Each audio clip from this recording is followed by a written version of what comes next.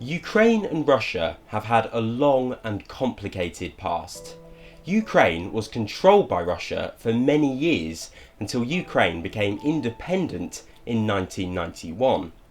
Before the recent invasion, Russia and Ukraine were already fighting in the eastern part of the country, and Russia took control of a small part of Ukraine known as Crimea back in 2014.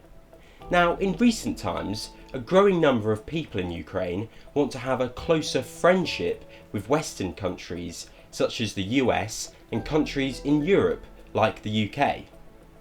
The President of Russia, Vladimir Putin, didn't like this, however, and was not happy with Ukraine when they wanted to join a Western military group known as NATO.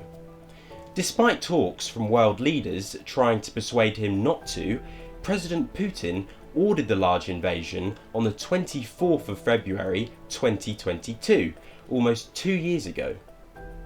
So how are children and schools being affected? The war has caused lots of disruption to people who live in Ukraine.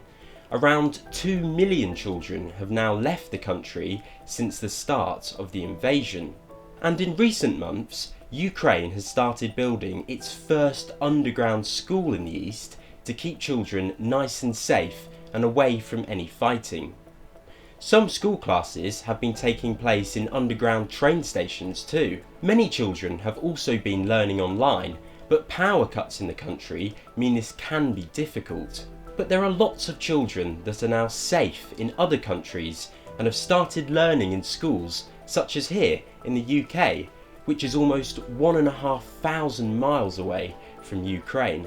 And remember, it's perfectly normal if you're feeling a bit worried about the events going on in Ukraine, so if you're feeling this way, make sure to talk to a responsible adult or friend.